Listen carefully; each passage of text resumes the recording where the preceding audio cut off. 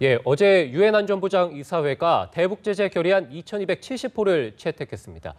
북한 정권을 전방위로 옥죄는 강력하고 포괄적인 내용을 담고 있는데 관건은 유엔 회원국들이 얼마나 철저하게 이 대북 제재를 이행할지입니다. 네, 이와 관련한 내용을 워싱턴 화상으로 연결해서 들어보겠습니다. 김범현 특파원. 네, 워싱턴입니다. 안보리의 대북 제재 결의안 채택에 맞춰서 지금 주요국들의 대북 양자 제재도 본격화되는 것 같은데요. 관련 소식 먼저 전해주시죠. 네, 먼저 한국과 미국, 일본이 독자적인 대북 제재의 속도를 높이고 있습니다.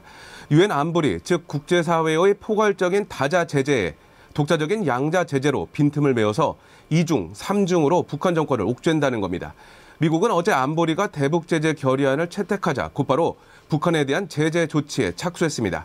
북한 최고 지도자 김정은의 사람과 조직, 즉 북한 권력 핵심부를 정조준했다고 할 수 있습니다. 핵과 미사일 개발에 관련된 북한의 개인 11명과 단체 5곳을 블랙리스트, 즉 제재 대상에 올린 건데요. 북한 정권의 2인자, 즉 권력서열 2위인 황병서 군 총정치국장, 권력서열 7위인 박영식 인민무력부장, 권력서열 11위 리용무 국방위 부위원장을 포함했습니다. 여기에 처음으로 북한 국방위원회를 제재 대상에 넣었습니다. 국방위는 북한의 최고 군사기관이자 국가 최고기관인데요. 바로 김정은이 국방위 제1위원장으로 있습니다. 미국의 이런 조치는 시작에 불과합니다. 지난달 미국에서는 강력한 대북제재법이 발효됐는데요. 북한과 불법 거래하는 제3국의 개인과 단체도 제재할 수 있도록 한 이 법에 따라 앞으로 미국의 제재 조치는 이어질 전망입니다. 일본도 이미 북한 국적 선박의 일본 입항을 금지하고 원칙적으로 대북 송금을 금지하는 독자 제재 방안을 확정한 상태입니다. 여기에 유럽연합 EU도 유엔 안보리 결의를 이행하기 위한 법제화 작업은 물론 이를 보완할 수 있는 EU 차원의 추가 제재 방안을 검토하겠다고 밝힌 상태입니다. 예, 아무래도 이 안보리 대북 제재 결의안이 제대로 이행되려면 북한과 교류가 많은 중국과 러시아의 적극적인 동참이 필요할 것으로 보이는데요.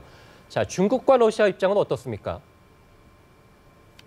네, 이번 안보리의 대북 제재 결의는 중국과 러시아, 즉 거부권을 갖는 두 안보리 상임 이사국과의 충분한 물밑 조율을 거쳐서 만들어졌습니다.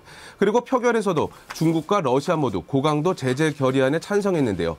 일단 두 나라 모두 대북 제재 결의의 전면적인 이행을 약속한 상태입니다. 홍래희 중국 외교부 대변인의 브리핑 내용 들어보시겠습니다. 中方希望这一决议能够得到全面和认真的执行。 러시아 외무부는 성명을 통해서 북한이 안보리의 결정을 인지하고 올바른 결정을 할 것을 촉구했습니다. 하지만 그 이행에 있어서는 다른 나라들과 온도차를 보일 수 있습니다. 대북 제재 이행에 신용만 내거나 결의안에 담긴 예외 조항을 근거로 느슨한 이행을 할 것이라는 관측도 있는데요. 당장 중국과 러시아는 유엔 안보리의 제재가 북한 주민의 실생활과 인도적 상황을 악화시켜서는 안 된다는 점을 강조하고 있습니다.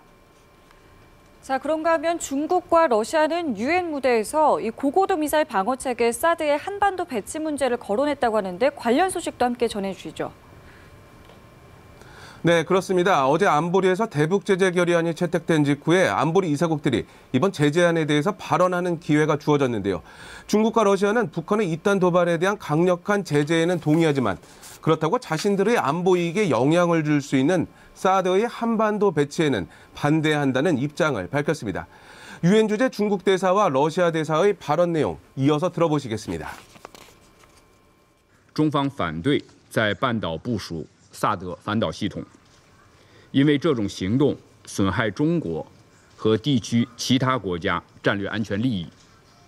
We're concerned about attempts to use the actions of Pyongyang as a justification to increase the military capabilities of the region. 그러자 미국과 일본은 안보리 회의 직후 기자회견에서 사드의 한반도 배치 논의는 순전히 북한의 위협 때문이라고 반박했습니다.